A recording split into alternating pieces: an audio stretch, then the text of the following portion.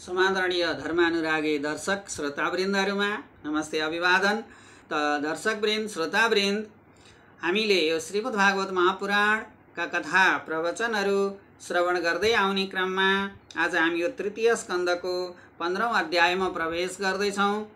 त आउनुहोस् धर्मानुरागी भक्तवृन्द दर्शकवृन्द, हामी छोटो प्रार्थना गरौँ। त्यसपछि हामी अत्यन्त रसमय भक्तिले भरिएको, ज्ञानले भरिएको, वैराग्यले भरिएका यी श्रीमद्भागवत महापुराणका अमृतमय अत्यन्त मिठा रसिला कथा प्रसङ्गहरू श्रवण गर्नेछौँ। ओम नमो भगवते वासुदेवाय। यं प्रव्रजन्तमनुपेतमपेतकृत्यं द्वैपायनो विरहकातराजुआव पुत्रेति तन्मयतया तरवोऽभिनेदुस्तं सर्वभूतहृदयं मुनिमानतोऽस्मि। नारायणं नमस्कृत्यं नरं चैव नरोत्तमं देवीं सरस्वतीं व्यासं ततो जयमुदीरयेत्। ओम नमो भगवते वासुदेवाय। कृष्णाय वासुदेवाय हरे परमात्मने प्रणतक्लेशनाशाय गोविन्दाय नमो नमः। ओम नमो भगवते वासुदेवाय।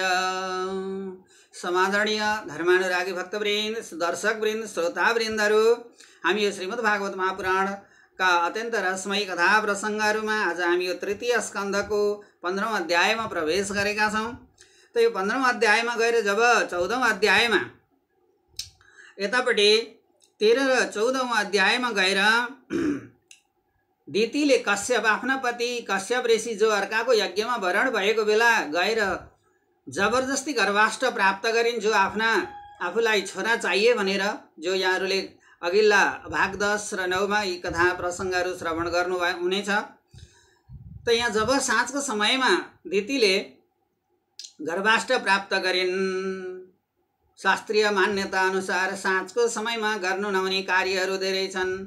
सुत्नु हुँदैन, खाना खानु हुँदैन, सन्ध्या वन्दन गर्नु हुँदैन, मैथुन आदि गर्नु हुँदैन।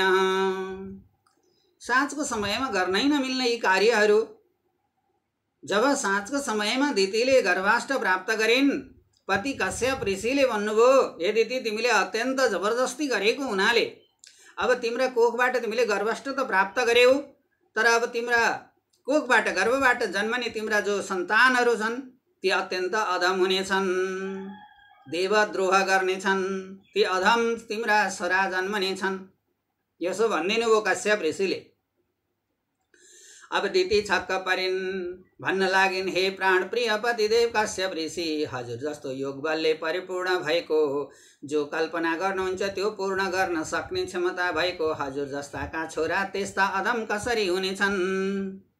त्यस्तो कस्तो वरदान दिइबक्सेको हजुरले? यसरी दिति बडा चिन्तित भइन्। गर्भाष्ट त प्राप्त गरिन्, छोरा पनि जन्मनेछन्, तर अधम जन्मनेछन् भन्नुभयो। अब यता दितिलाई बडा शङ्का लाग्यो। अब के गरिन् त दितिले भन्दा, यी मेरा छोराको वध भगवान नारायणद्वारा अवश्य चाँडै हुनेछ भन्ने बडा उनलाई शङ्का लाग्यो मनमा। छोरालाई बचाउन को चाहँदैन र? आफ्नो सन्तानलाई अर्कालाई मार्नका लागि आफूले सन्तान जन्माउँछ र कसैले? बडा चिन्ता लाग्यो दितिलाई। यस्तै शङ्का गर्दै छँदै दितिले 100 वर्षसम्म आफ्नो गर्भलाई रोकेर राखिन्, पैदा हुनै दिइन्। गर्भकै तेजले गर्दा खिचिएका देवताहरू अत्यन्त पीडित हुन लागे। जब दितिका त्यस्ता योग बलले परिपूर्ण भएका कश्यप ऋषिका सन्तानको रूपमा गर्भाष्ट प्राप्त गरेकी दितिका गर्भमा हुर्कँदै गरेका ती उनका छोरा जो 100 वर्षसम्म दितिले गर्भ रोकेर राखिन्, अब त्यही योग बलको प्रभावले यता देवलोकमा बडा खैलाबैला मचियो, बडा आपत्ति आइलाग्यो। देवताहरू सोध्न लागे ब्रह्माजीसँग गएर, ब्रह्माजी भन्नुहुन्छ, चिन्ता नगर देवताहरू, तिमीहरूको समस्याको समाधान छिटै हुनेछ। मेरा छोरा सनकादिहरू डुल्दै डुल्दै वैकुण्ठमा भगवान नारायणको लक्ष्मीजीको दर्शन गर्न जानुहुनेछ। त्यही बेलामा यसको यी दैत्यहरूको मृत्युको कारण अवश्य पनि बन्न सक्ने छ। हे देवताहरू हो, तिमीहरू चिन्ता नगर भनेर ब्रह्माजीले सनकादि अथवा ब्रह्माजीले सम्पूर्ण देवताहरूलाई बताइदिनु भयो। जब सनकादि यता ब्रह्माका छोराहरू सनकादिहरू डुल्दै डुल्दै भगवान लक्ष्मी नारायणको दर्शन गर्न वैकुण्ठमा प्रवेश गर्नुभयो। साक्षात लक्ष्मीजीसँग भगवान नारायण राज गर्नुभएको थियो। त वैकुण्ठका 7वटा द्वार मध्ये ती 6औं द्वार पार गरिसक्नुभयो। अब 7औं द्वारमा जय र विजय नाम गरेका 2 जना बसेका थिए पार्षदहरू, जो ढोके भनेर भगवान लक्ष्मी नारायणको दरबारका ढोके भनेर जय विजय नाम गरेका 2 जना पार्षदहरू बसेका थिए। सनकादिहरू खुरु खुरु भित्र प्रवेश गर्न खोज्दाखेरि ती जय र विजय नाम गरेका 2 जना पार्षदहरूले सनकादिलाई रोकिदिए। तपाईहरू यहाँबाट भित्र जान पाउनुहुन्न, स्वयं भगवान नारायणको आज्ञा नभइकन तपाईहरू प्रवेश गर्न पाउनुहुन्न भनेर ती ब्रह्माजीका मानसपुत्र सनकादि ऋषिहरूलाई वैकुण्ठको अन्तिम 7औं द्वारमा प्रवेश गर्नबाट रोक लगाइदिए जय र विजय नाम गरेका ती 2 पार्षदहरूले। अब ती सनकादि ऋषिहरू भन्न लागे, के भन्छन्? वैकुण्ठवासी भइकन पनि यस्तो विषम स्वभाव भएका तिमीहरू 2 जना राक्षस होइजाओ भनेर ती 2 जना ढोके जय र विजय नाम गरेका पालेलाई सनकादि ऋषिहरूले रिसले श्राप दिए।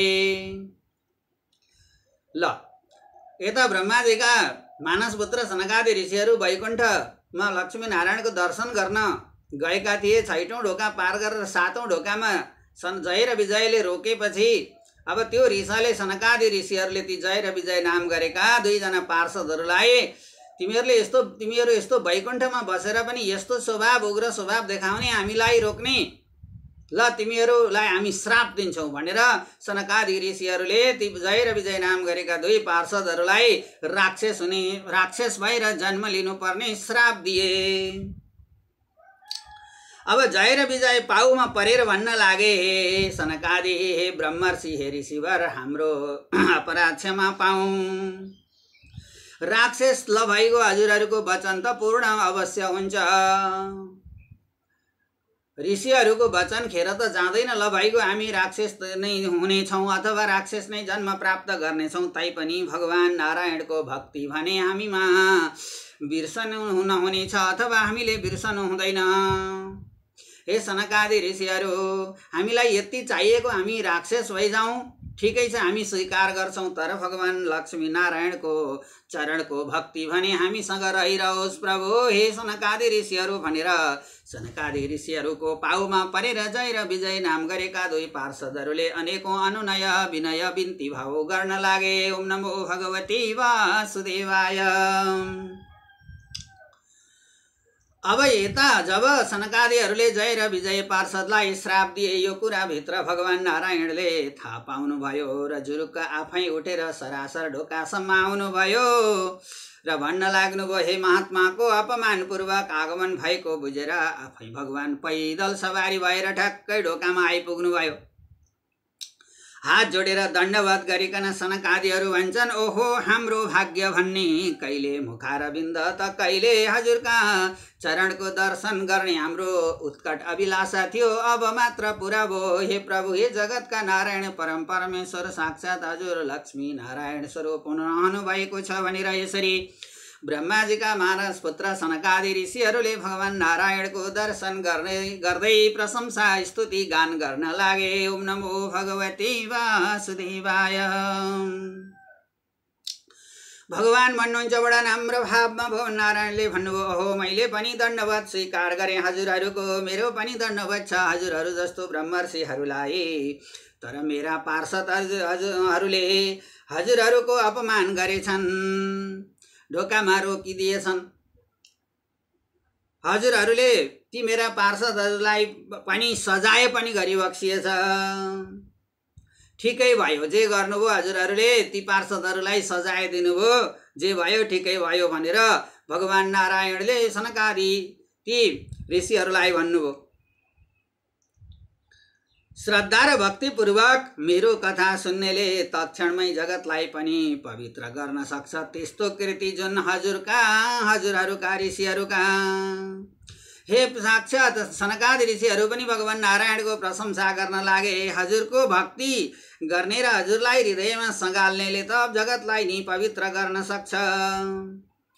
अनि भगवान नारायणले पनि भन्नुभयो सनकादि ऋषिहरूलाई बडा खुसी पार्नुभयो। हजुरहरू जस्तो योग बलले परिपूर्ण महर्षिहरूको दर्शन आज मैले पनि प्राप्त गरेँ। यो मेरो ठुलो सौभाग्य रहेछ भनेर फुरुक्क पार्नुभयो भगवान नारायणले ती सनकादि ऋषिहरूलाई र भन्नुभयो हजुरहरू जस्तो ब्रह्मर्षिहरूको अपमान गर्ने जोसुकै होस्, इन्द्र हुन् कि वरुण हुन्, तिनीहरूलाई त मार्नै पर्छ। जे सजाय भयो ठिकै भयो।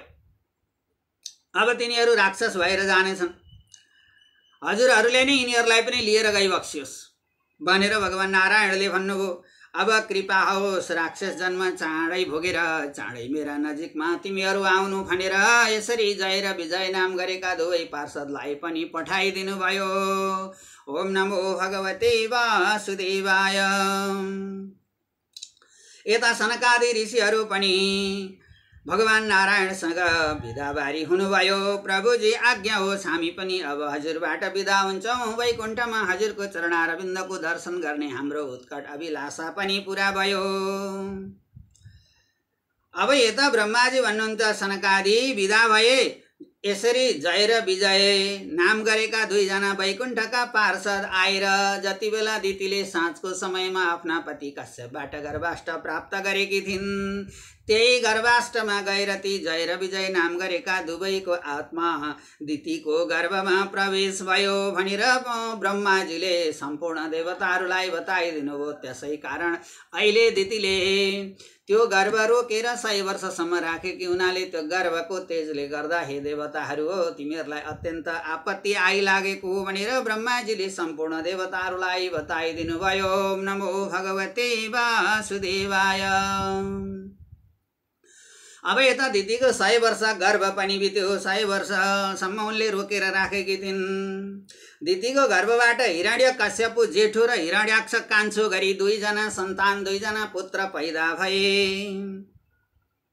अब यता जेठो हिरण्याक्ष पृथ्वी नि दिग्विजय गर्छु, पृथ्वी नि जित्छु भनेर बाहिर निस्कियो, हिँड्यो। अब लाग्यो यो सारा पृथ्वी मेरो अधीनमा राख्छु भनेर, अनि सारा देवताहरूलाई नष्ट गर्छु भनेर जब हिरण्याक्ष निस्किएको थियो, त्यसपछि देवताहरू यसलाई देखेर सबै भाग्न लागे।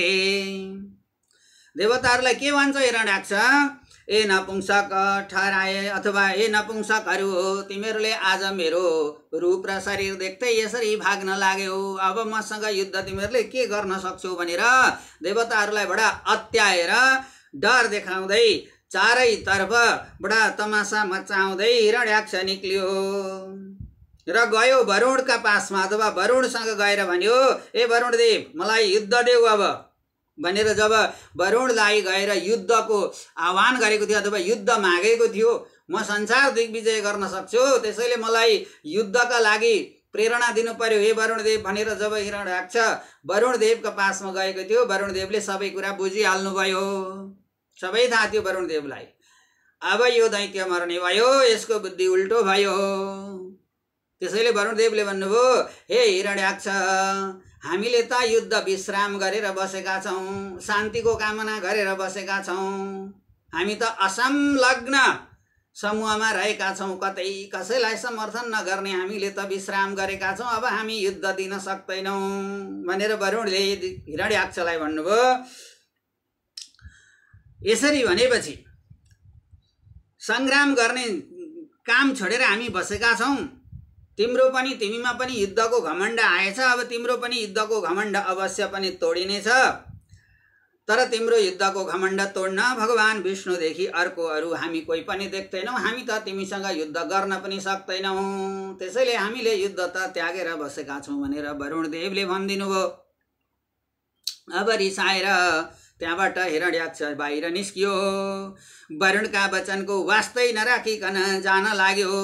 के भन्छ अब हिरण्याक्ष? दाह पृथ्वीलाई राखेर खडा भयो, पृथ्वीलाई आफ्नै अधीनमा राख्छु र अब सारा 1 छत्त राज्य चलाउँछु भनेर कल्पना गर्दै गर्दै अघि बढेको हिरण्याक्ष जाँदै थियो बडा पानीमा डुबेकी थिइन् पृथ्वी।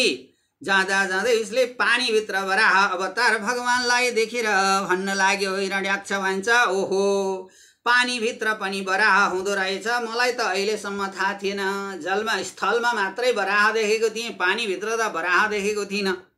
तर पानीभित्र पनि पो वराह बाँच्दो रहेछ, बस्दो रहेछ भनेर हिरण्याक्ष छक्क पर्यो। ओहो जलमा पनि वराह हुँदो रहेछ। रे मूर्ख, पृथ्वी त ब्रह्माजीले हामीलाई दिएकी हुन्। वरदानको रूपमा पृथ्वी ब्रह्माजीले हामीलाई दिनुभएको छ। त पृथ्वीलाई ए वराह पानीभित्र लुकेर किन बसेको? पृथ्वीलाई छोड्छस् भने छोड, नत्र भने यही गदाले तेरो शिर फोरिदिन्छु भनेर हिरण्याक्षले पानीभित्र राज गर्नुभएका भगवान नारायणको अवतार, विशेष गरी वराहको अवतारलाई बडा धम्की दिन लाग्यो। ओम नमो भगवते वासुदेवाय। वराह भगवान भन्नुहुन्छ, ठिक भनिस् बाबै, हामी जलचर वराह हौँ, त जस्तो कुकुरलाई खोजिरहेका छौँ। कालपासले बाँधिएका तेरो वचनको केही गिन्ती राख्दैनौँ हामी। अब के गर्न सक्छस् गर। यस्तो वचन वराहको सुनेर रिसाएको हिरण्याक्षले एक गधा प्रहार गर्यो। त्यो गधा छलेर दैत्यको दाहिने आँखी भाउमा भगवानले हान्नुभयो। दैत्यले पनि फेरि हान्यो। ब्रह्माजी भन्नुहुन्छ, हे भगवान, सन्ध्याकाल नहुँदै यो लोककण्टक दैत्यलाई मारिबक्सियोस् है। सूर्य अस्त नभइकन मार्नुपर्ने हुन्छ यसलाई, नत्र त यसलाई मार्न सक्दैन कसैले पनि भनेर जब यता ब्रह्माजीले भगवान नारायणलाई सङ्केत गर्नुभयो, सन्ध्याकाल नहुँदै यो लोककण्टकलाई मारिबक्सियोस् प्रभु, नत्र त यसले पृथ्वीमा अत्यन्तै उत्पात मचाउनेछ। जब ब्रह्माजीले भगवान नारायणलाई यसो भन्नुभयो, त्यसपछि भगवान नारायणले विचार गर्नुभयो। अगाडि कुदिरहने हिरण्याक्ष नाम गरेका दैत्यका चिउडामा गधा प्रहार गर्नुभयो। फेरि दैत्यले भगवानको गधाले हान्यो। त्यहाँ पनि प्रहार गर्नुभयो। बडा दोहोरो घमासान युद्ध चल्यो भगवान नारायणसँग, वराह रूपी नारायणसँग। सुदर्शन चक्र आफ्नो बाहुबलीमा ल्याएर च्यापेर राख्नुभयो भगवान नारायणले। अनि यो सुदर्शन चक्र देख्न साथ उफ्रियो र भाग्यो। अब अलि पर गएर गधाले प्रहार गर्न लाग्यो हिरण्याक्षले। भगवान नारायणले बायाँ हातले बायाँ पाउले च्याप्नुभयो अथवा हान्नुभयो। यसरी फेरि गधा उजाएर आएको दैत्यको गधा खोसिदिनु भयो र भगवानले भन्नुभयो, उसको गधा खोसेर आफ्नो हातमा लिनुभयो। अनि फेरि भन्नुभयो, ला तेरो गधा तैँ लि, फेरि लड, त लड्छ सक्छस् भने। अब यसरी दिएको नली त्रिशूल उजाएर दौड्यो अब पर। सो त्रिशूल पनि अलि पर गएर सही त्रिशूलले भगवान नारायणलाई प्रहार गरेको थियो। भगवान नारायणले हिरण्याक्षले प्रहार गरेको त्रिशूललाई पनि चक्रले काटिदिनु भयो, टुक्रा टुक्रा पारिदिनु भयो। त्यसपछि अब हिरण्याक्षले के विचार गर्यो, अब म एक्लैको केही नचल्ने रहेछ भनेर आफ्नो दैवी शक्ति ब्रह्माजीद्वारा प्राप्त गरेको जुन आशीर्वाद थियो त्यो दैवी शक्तिलाई प्रयोग गर्यो र अन्तर्ध्यान भयो हिरण्याक्ष नाम गरेको दैत्य। ओम नमो भगवते वासुदेवाय। अब यसरी अन्तर्ध्यान के भएको थियो, हिरण्याक्षले आफ्नो ब्रह्म तेज अथवा ब्रह्माजीद्वारा प्राप्त गरेको जुन बल, योगको बल निकाल्यो र प्रचण्ड हावा चल्न थाल्यो। अनि ढुङ्गाहरू बर्सिन लागे, पिप र रगत पानी मिसिएको, अनि केश र हड्डीहरू वृष्टि हुन थाल्यो। आकाशबाट भयङ्कर, बडा डरलाग्दो भयङ्कर आँधी बेरी हुरीका साथ आउन लाग्यो। अनि पिप रगत बग्न लाग्यो, केशहरू झर्न लागे, हड्डीका टुक्राहरू झर्न लागे। यस्ता पहाडै पल्टिएला जस्तो बडा डर लाग्दो अवस्था देखियो। वातावरण सिर्जना भयो हतियार सहित। अब यही हिरण्याक्षका यातुधानी नाम गरेका अन्य थुप्रै राक्षसहरू आफ्नो योग बलद्वारा प्रकट गर्यो र नाङ्गा हतियार लिएर अब भगवान वराहमाथि जाइ लाग्न लागे। ओम नमो भगवते वासुदेवाय। भगवान नारायणले यसो विचार गर्नुभयो, यस्तो देखियो मायालाई आफ्नो मायाद्वारा खिचेर सुदर्शन चक्रलाई यसो आफ्नो अधीनमा लिनुभयो र ती आफूतर्फ बढिरहेका हतियार सहित बढेका हिरण्याक्षका दैत्यहरू सबैलाई भस्म गरिदिनु भयो एकै छिनमा। भगवान नारायणका सामने भगवान नारायणका अगाडि को टिक्न सक्ला र प्रभु। यसरी बेगसित हानेर हरिलाई आफ्ना बाहाभित्र हिरण्याक्षले चाहिँ के विचार गरेको थियो भने यी मेरा सारा दैत्यहरू लगाएर पनि नारायणलाई म अन्त्य गर्छु भन्ने सोचेको थियो। तर सारा आफ्ना ती दैत्यहरू पनि भस्म भएको देखेर अब ऊ आफै जाइ लाग्यो। बेगसित हरिलाई आफ्ना बाहामा अथवा म मेरो काखीमा च्यापेर चाहिँ आफ्नो अधीनमा राखेर चाहिँ प्रहार गर्छु र प्राण पखेरु नारायणको उडाइदिन्छु भनेर लागेको थियो हिरण्याक्ष। अब त्यसै भित्र हालेर भगवान नारायणले उसैको बाहुमा च्यापिएर मुड्की चलाउँदै हुनुहुन्थ्यो। त्यति बेलै भगवान नारायणले आफ्ना चतुर्बाहुको दर्शन, जो शङ्ख चक्र गदा पद्मधारी चतुर्बाहुको दर्शन दिनुभयो हिरण्याक्षलाई। किन दर्शन दिनुभयो त भन्दा कहाँको पुण्यले हिरण्याक्षले त्यो दर्शन प्राप्त गर्यो त भन्दा उही वैकुण्ठमा जय र विजय नाम गरेका जो दुईजना पार्षद सनकादिको श्रापबाट दितिको गर्भमा राक्षस हुने, श्रापबाट राक्षस भएर जन्मिएका थिए। उनै भगवान नारायणको पार्षद भएर ढोके भएर वैकुण्ठमा बसेको हुनाले आज अन्तिम अवस्थामा तिनै जय र विजय मध्येको एक आत्मा रहेको छ हिरण्याक्षको। त्यसैले अन्तिम अवस्थामा भगवान नारायणले शङ्ख चक्र गदा पद्मधारी साक्षात् पिताम्बरधारी आफ्नो नारायण स्वरूप दर्शन प्राप्त गराउनु भयो हिरण्याक्षलाई। ओम नमो भगवते वासुदेवाय। वंशी विभूषितकर नवनीरदावात् पीताम्बरादरुणबिम्बफलादरुष्टात् पूर्णेन्दु सुन्दर मुखादरविन्द नेत्रात् कृष्णात् परम किमपि तत्त्वमहं न जाने। हे परम प्रभु, यस्तो परम साक्षात् शङ्ख चक्र गदा पद्म चतुर्बाहु स्वरूप भगवान नारायणले हिरण्याक्षलाई दर्शन प्राप्त गराउनु भयो, दर्शन दिनुभयो। त्यसपछि तुरुन्तै भगवानले एक थप्पड कञ्चटमा दिनुभएको थियो। यता हिरण्याक्षको कुगर्ल्याम्म पृथ्वीमा धरतीमा लडेर अथवा उसको प्राण पखेरु उडेर गयो। जब हिरण्याक्षको प्राण पखेरुबाट अलगियो, सर्लक्क आएर भगवान वराहमा लीन हुन पुग्यो। बोलो भक्तवत्सल भगवान की जय। यसरी जब हिरण्याक्षको अन्त्य भयो, भगवान वराहले हिरण्याक्षको अन्त्य गराउनु भयो। जब यो प्रसंग, यो घटना चक्र सम्पूर्ण देवताहरूले हेरिरहेका थिए। ओहो, हामीलाई दुःख दिने हिरण्याक्ष जस्तो दैत्यको अन्त्य भयो भनेर अत्यन्त खुसी हर्षित भएर इन्द्रादि गरेका देवताहरू ब्रह्माजी सहित भगवान नारायण वराह भगवानको स्तुति गान गर्न लागे। ओम नमो भगवते वासुदेवाय।